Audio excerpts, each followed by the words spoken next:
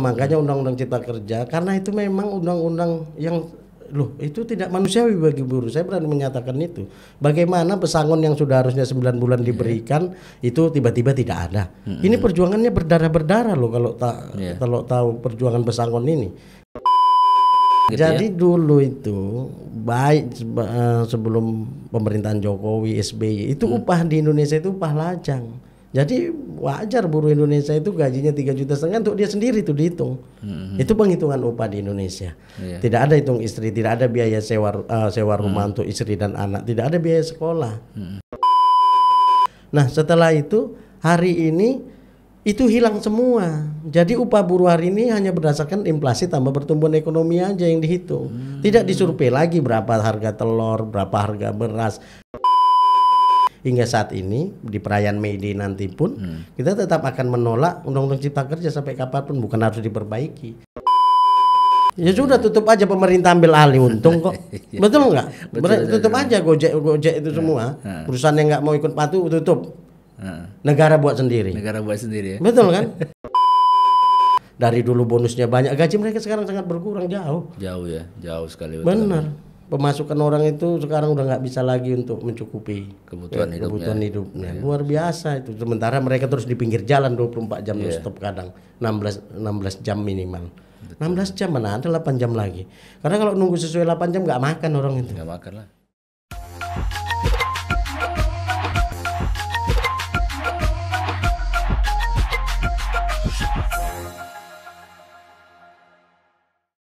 Bismillahirrahmanirrahim. Assalamualaikum warahmatullahi wabarakatuh.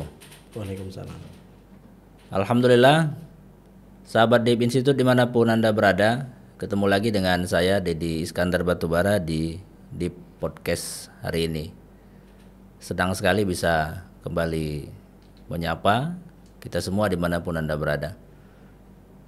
Tema diskusi kita hari ini adalah soal buruh. 1 Mei 2022, tinggal hitungan hari, bahkan berdampingan dengan perayaan Hari Raya Idul Fitri.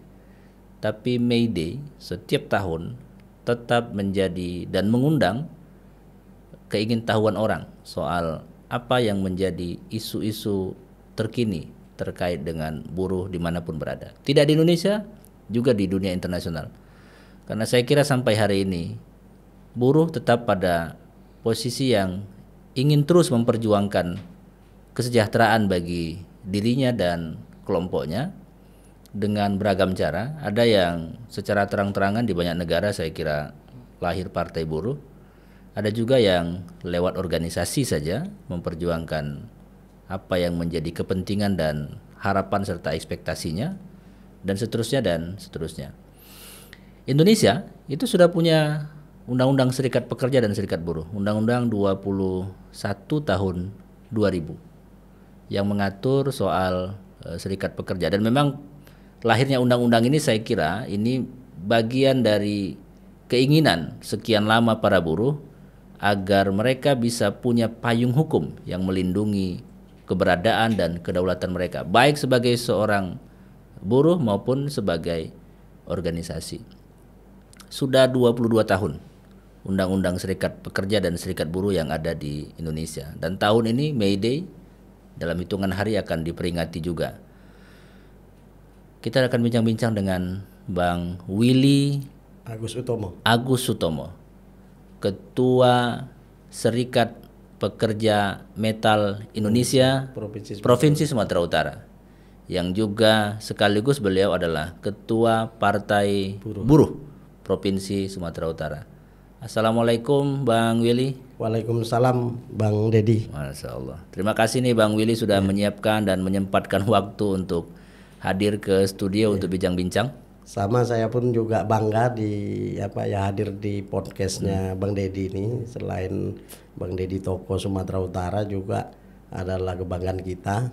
Wakil rakyat kita, senator dari Sumatera Utara. Semoga tetap berjuang untuk rakyat juga. Amin, insya Allah. Kebetulan kalau di DPD saya salah seorang pimpinan di Komite 3, wakil ketua, yang salah satu tugas pokok dan fungsi kami itu membidangi soal ketenaga kerjaan. Jadi memang dalam masa sidang kali ini pun sebagai anggota DPD kami sedang disibukkan untuk melakukan inventarisir terhadap banyak hal terkait dengan perburuhan. Bang Willy, boleh cerita bagaimana hari ini kondisi buruh soal ya kesejahteraannya lah dulu. Ya, terima kasih Bang Dedi. Kita ketahui memang kondisi buruh saat ini ya pasca, kalau saya bilang pasca setelah Orde Baru ya kan, setelah reformasi yang terkini hari ini sebenarnya makin merosot juga apanya kesejahteraannya. Oh iya gitu baik ya. dari segi upah layak, kemudian undang-undang yang tidak berpihak pada kaum buruh. Banyak hari ini pasca 10 tahun terakhir kondisi perburuhan di khususnya di Indonesia itu banyak undang-undang yang tidak berpihak pada buruh dan bahkan mengurangi kesejahteraan buruh itu sendiri, seperti normatif dikurangi, uang pesangon ada yang dikurangi, kemudian upah layak itu sudah jauh dari harapan upah layak dan lain sebagainya lah. Karena memang saya sudah bergelut di aktivis perburuan ini sudah hampir separuh umur saya, dari saya umur 39 tahun saat ini, kurang lebih 16 tahun kita sudah di gerakan buruh, jadi tak merasakan itu perbedaan-perbedaan itu. Dan saya juga adalah pekerja pabrik murni, bukan apa. Jadi saya merasakan dulu dapat ini, sekarang berkurang. Jadi sampai hari ini masih pekerja pabrik ya? Sampai hari ini masih, ya? Tapi sudah tidak full lagi saya karena sudah mengurusi sebagai ketua provinsi. Saya istilahnya cuti lah, tidak masuk kerja lagi, tetapi sekali masuk ke perusahaan itu aja. Tapi masih karyawan buruh pabrik lah, masih BPJS-nya masih BPJS perusahaan tersebut dan masih ada ikatan perusahaan, jadi belum keluar. Tapi masih berjuang untuk serikat pekerja, serikat buruh. Berarti boleh dibilang hari ini sesungguhnya dari waktu ke waktu apa yang diharapkan dari kelahiran undang-undang dan segala macam agar buruh lebih sejahtera belum terwujud ya? Tidak terwujud, dan apalagi lahirnya dengan undang-undang Cipta Kerja ini itu banyak kali mengebiri hak-hak pekerja buruh, hak yang sudah harusnya diberikan, yang sudah diperjuangkan pahlawan-pahlawan buruh. Kita bicara ini kan memperingati May Day, memperingati Hari Buruh. Hari Buruh itu diperingatkan karena ada perjuangan-perjuangan pejuang buruh di zamannya. Kalau di Eropa kita tahu dari perjuangan 8 jam bekerja, 8 jam bersosialisasi, 8 jam beristirahat. Dari yang sebelumnya buruh itu dipekerjakan 14 jam, bahkan sampai bisa 16 jam. Nah, itu sudah berhasil. Begitu juga perjuangan kesejahteraan lainnya. Begitu juga di Indonesia, dari perjuangan buruh dulu dari zaman Soekarno kan gitu kan, dari zaman Belanda lagi, Hindia Belanda, itu perjuangan undang-undang itu lebih banyak sebenarnya bagaimana mensejahterakan buruh itu. Sudah mulai terwujud sebenarnya pada saat dari perjuangan pahlawan buruh kita kan. Nah, hingga saat ini malah itu mulai dikebiri, itu yang kita membuat sedih. Itulah kenapa kemudian buruh terus memprotes supaya undang-undang Cipta Kerja dicabut ya. Makanya undang-undang Cipta Kerja, karena itu memang undang-undang yang itu tidak manusiawi bagi buruh. Saya berani menyatakan itu. Bagaimana pesangon yang sudah harusnya 9 bulan diberikan itu tiba-tiba tidak ada. Ini perjuangannya berdarah-berdarah loh kalau tahu perjuangan pesangon ini. Terus bagaimana perjuangan tentang upah. Upah sekarang Bang Dedi, saya sorotin upah ya. Upah dulu sebelum ada undang-undang Cipta Kerja, itu sesuai Undang-Undang 13 tahun 2003 tentang ketenagakerjaan, upah itu kan harus upah layak. Upah layak, betul. Kemudian begitupun upah di Indonesia ini dulu sebelum ada PP 78, sebelum ada Undang-Undang Cipta Kerja ini, itu hanya untuk buruh lajang di Indonesia ini.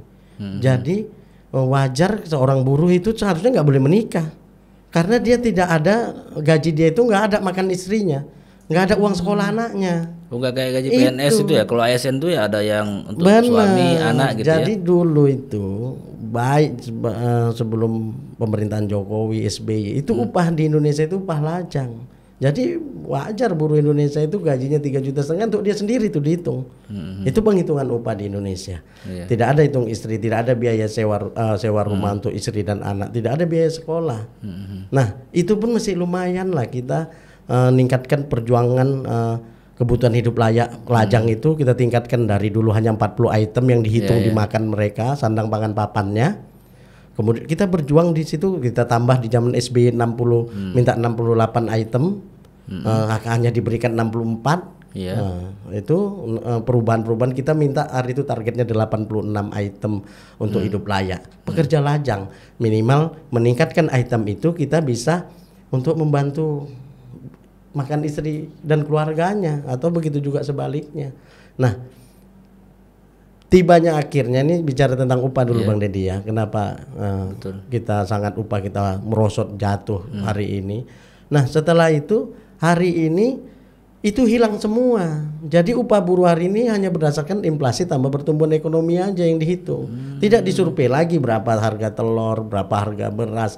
Dulu zaman pemerintahan SBY itu kebutuhan hidup layak itu berapa buruh makan itu dihitung kebutuhan hidup layaknya, sandang pangan papannya kita akan naik, dia naik juga.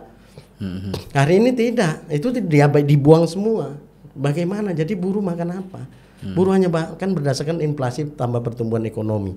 Kalau inflasi dan pertumbuhan ekonomi melonjak tinggi juga bisa barang-barang juga lebih pastinya kan di lapangan lebih tinggi dan nggak akan pernah naik upah di atas 10%. Emang pernah pertumbuhan ekonomi 10%? Nah, makanya dulu waktu KHL kita bisa gaji 20% naiknya.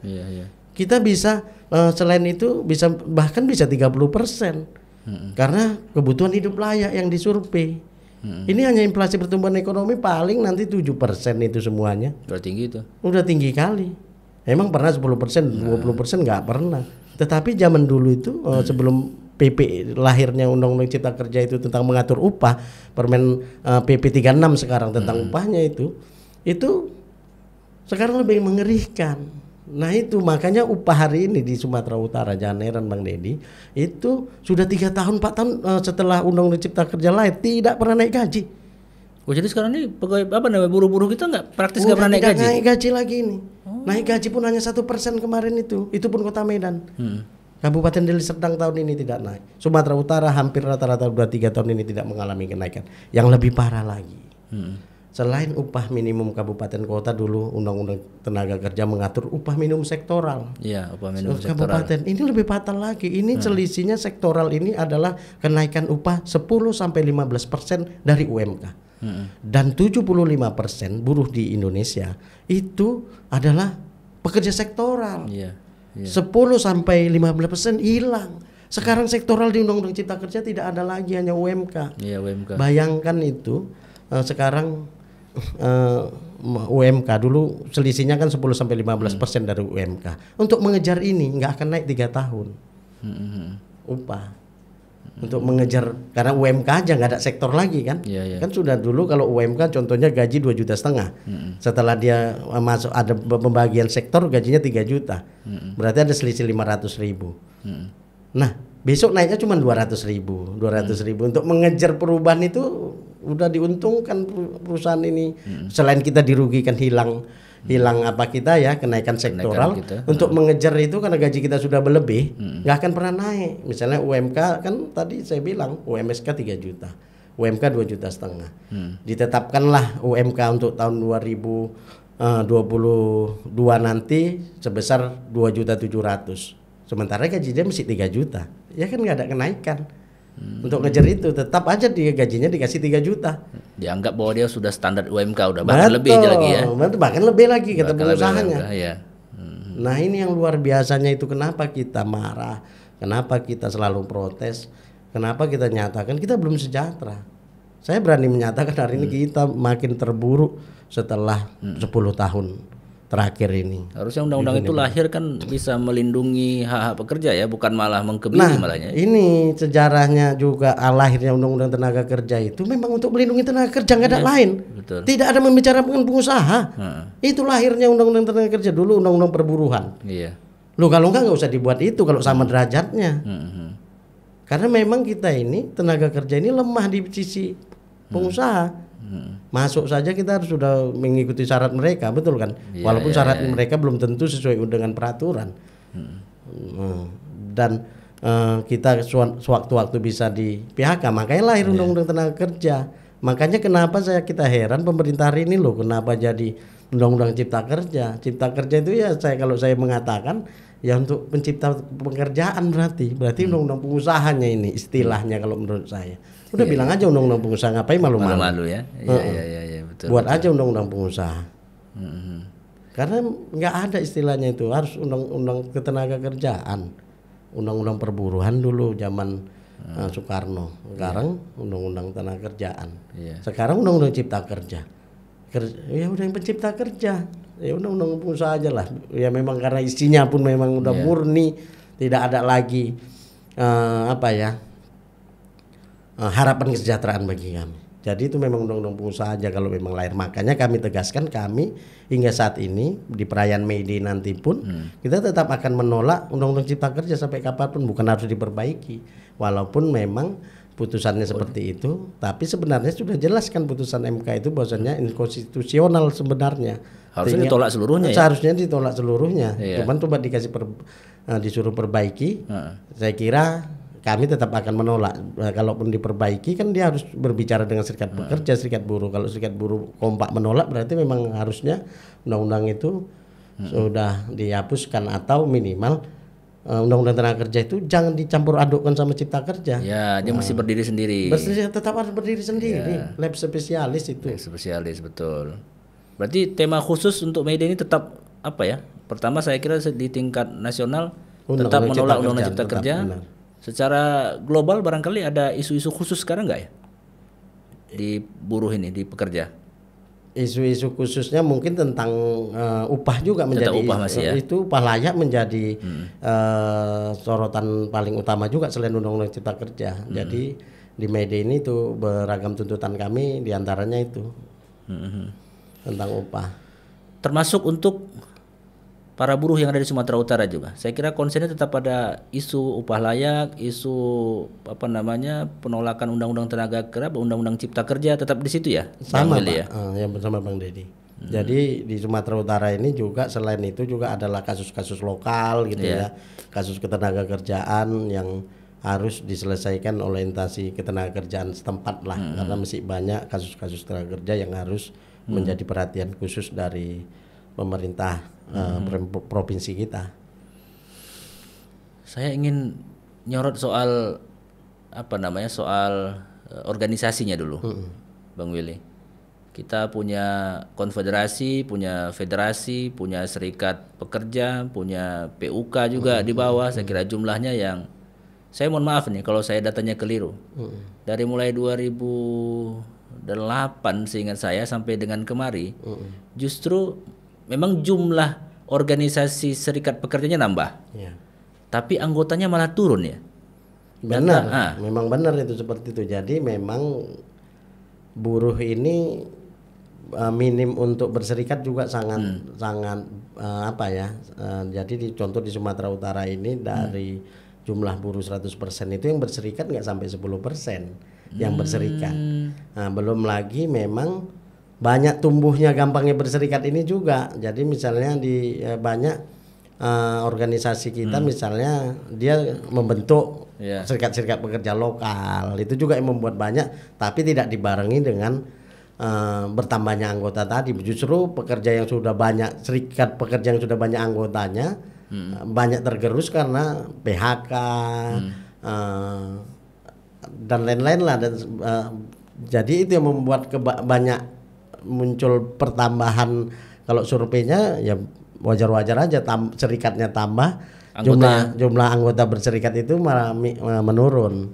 Dan itu memang hampir rata-rata saya kira di Sumatera Utara saja yang seperti itu ya. Kalau di daerah lain saya kurang tahu lah. Padahal kita nih provinsi para ketua di sini ya kan.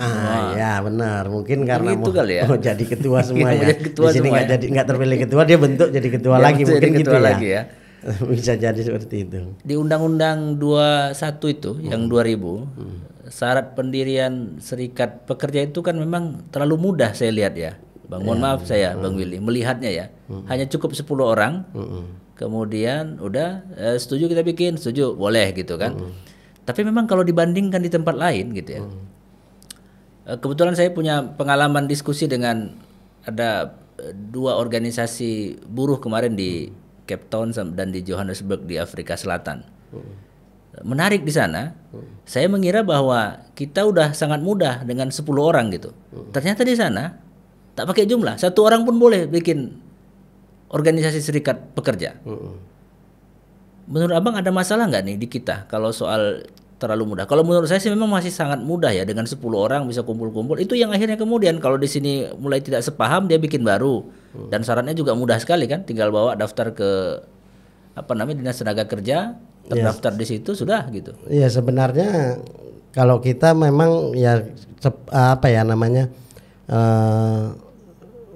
itu sudah baik menurut kami sebenarnya undang-undang itu. Dan sudah karena baik. itu untuk kebebasan berdemokrasi, berserikat. Itu Ya. memang cita-cita kita, memang harus dipermudah. Harus dipermudah ya. Dipermudah. Kalau kayak tadi Abang bilang tadi bahkan 1 pun bisa kan di Indonesia, memang itu justru dulu kita minta ya pokoknya orang sendiri pun boleh berserikat. Perjuangan untuk undang-undang kebebasan berserikat yang dulunya kita dibelenggu, nggak boleh hanya 1 serikat. Nah itu memang perjuangan para pejuang buruh, diantaranya Undang-Undang 21 tahun 2000 itu, Bang Deddy. Jadi tinggal kan bagaimana dengan membentuk 10 orang bisa membentuk serikat itu bukan harus itu kemudahan bagi seluruh, bukan untuk organisasi serikat pekerja sebenarnya, tetapi untuk buruhnya aja. Contoh dia bisa 10 orang berkumpul, dia tidak berafiliasi ke federasi, dia bentuk sendiri. Boleh. Serikat buruh di pabriknya namanya. Boleh, untuk memperjuangkan dia. Nah, itu memang harus kita perjuangkan. Kenapa? Kalau nanti harus ke serikat ke federasi-federasi juga, itu kan namanya mempersulit juga ketika mereka mau berdikari sendiri, punya kearifan lokal tentang di perusahaannya ada perjuangan-perjuangan khusus mungkin. Dia bisa berbuat sendiri bebas saja, tinggal kan sepanjang pengurusnya amanah, berjuang untuk rakyat, bukan serikat buruh ke tandingan serikat buruh yang vokal. Itu kebanyakan karena mudah, perusahaan juga bisa membentuk dengan tanda kutipnya kan. Benar. Untuk menghabisi yang serikat pekerja yang benar-benar mau memperjuangkan buruh. Nah, tinggal memang seperti itulah, memang harusnya itu sudah dipermudah, itu ya dimanfaatkan dengan untuk kesejahteraan buruh, harusnya untuk saluran aspirasi buruh, harusnya untuk mempermudah itu. Kalau kita setuju untuk mempersulit juga, kami juga diantaranya salah satunya Bang Deddy yang menolak kalau undang-undang ini juga direvisi. Karena memang ya sudahlah, tinggal bagaimana nanti ketika perjalanannya undang-undang ini banyak yang manfaatkan untuk kepentingan-kepentingan yang tidak baik untuk buruh. Nah, itu yang harusnya ada sanksi-sanksi atau ditambahkan aturan-aturannya. Kalau tata caranya saya kira itu sudah sangat bagus.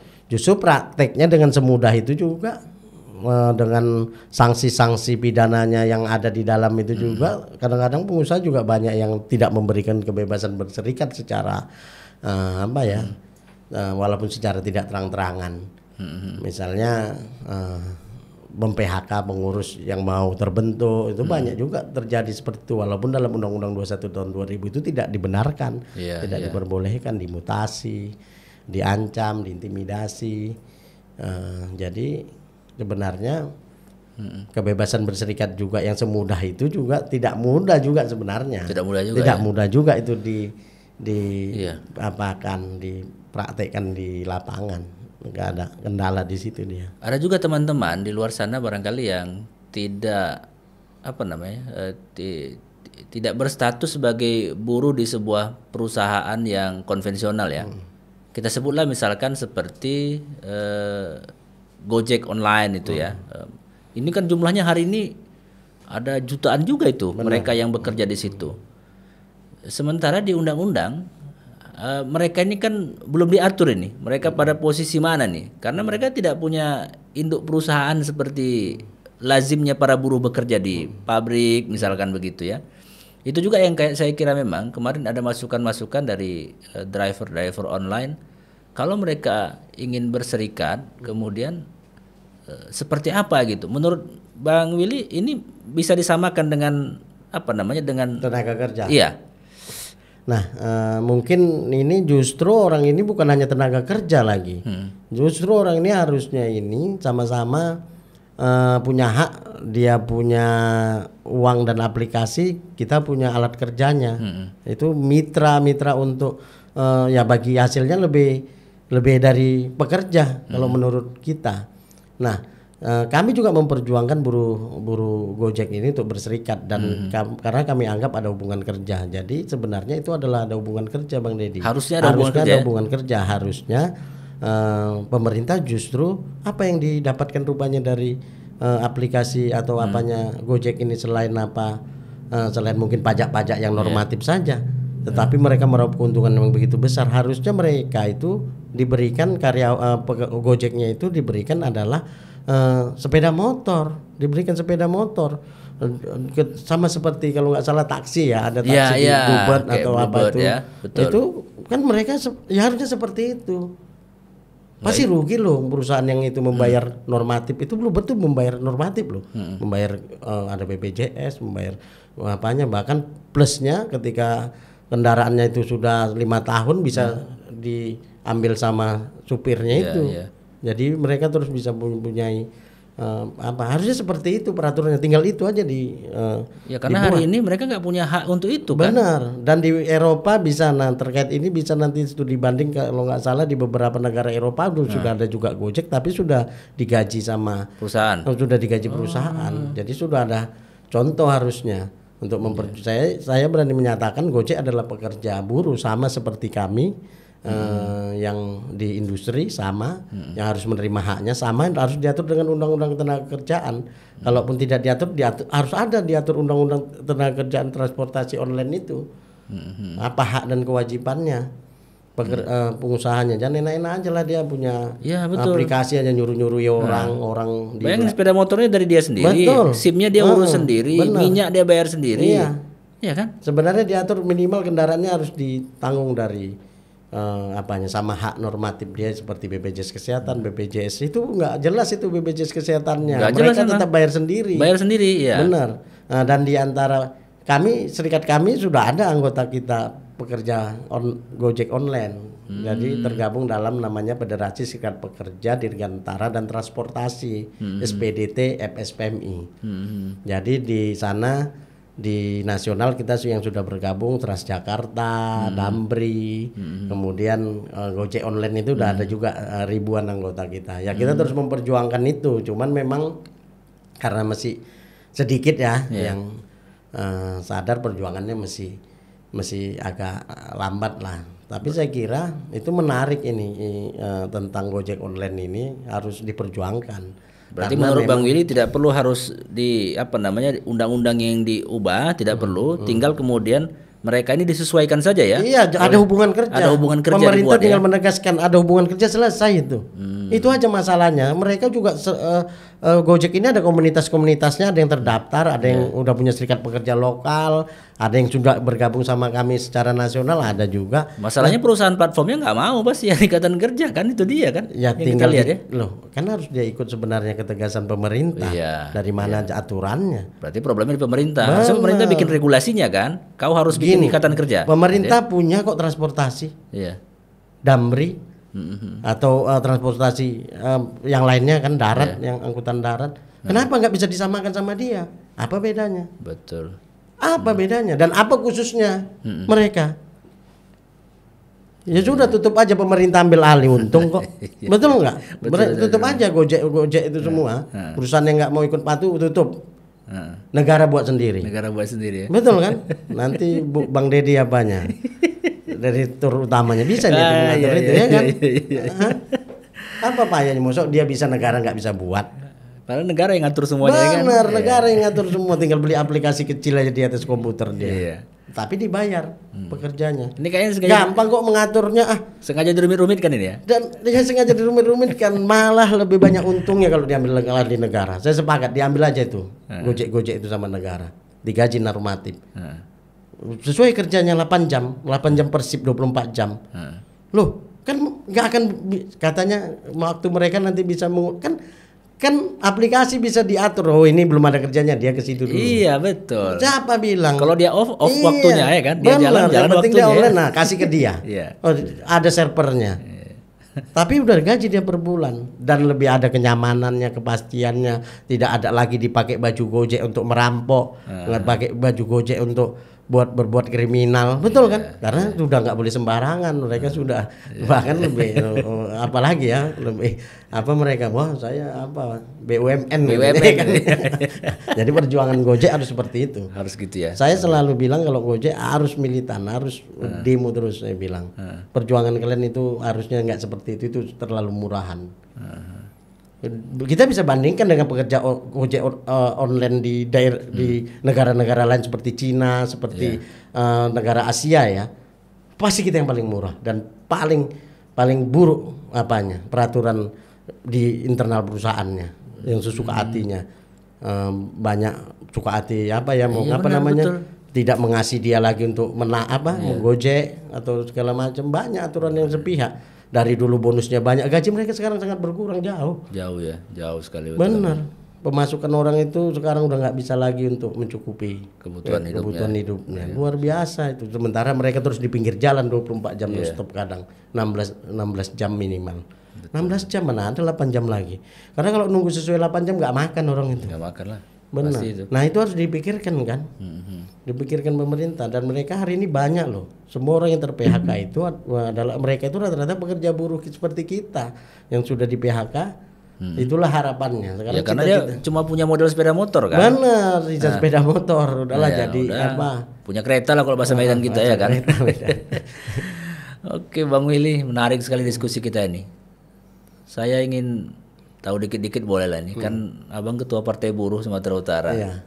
Bang Iqbal kemarin sudah jadi Presiden Partai Buruh. Nah, oke. Tadi kita cerita soal dinamika buruh dan seterusnya. Kemudian saya kira masyarakat dan kita semua kan juga ingin tahu nih, apa sebenarnya yang mendorong teman-teman aktivis buruh ini untuk kemudian menghadirkan kembali Partai Buruh. Nah, Partai Buruh ini dihidupkan kembali memang dasar paling utamanya perlawanan kita sebagai menolak Undang-Undang Cipta Kerja itu jujur saja. Itu ya. Jadi lahirnya Undang-Undang Cipta Kerja itu membangkitkan kami untuk memperjuangkan itu, kita masuk ke dalam buruh politik lah, masuk kita ke dalam legislatif parlemen itu untuk mencabut itu. Selain kita parliamentary jalanan tetap didukung oleh gerakan-gerakan jalanan, karena dua hal ini ternyata dalam perjuangan tidak bisa kita pisahkan, karena kita banyak pun nanti yang ada ketika dikriminalisasi lah, seolah-olah kita ini memprovokator kan, tapi kalau sudah ada di dalam kita juga rame, kita sama-sama berjuang baik di luar dan di dalam. Itu memang yang mendasari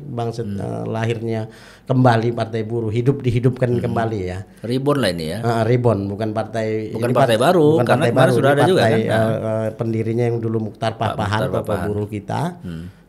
Yang sudah ikut pemilu beberapa kali juga berganti nama kan, dari Partai Buruh, Partai Buruh Sosial Demokrat, Partai Buruh kembali. Kemudian ini rebornnya lah dengan warnanya pun dari biru putih menjadi oranye, logonya dulu dari bulat gerigi gitu jadi padi kita sekarang. Kita welfare state lah, negara kesejahteraan cita-citanya mutu partai kita, Partai Buruh.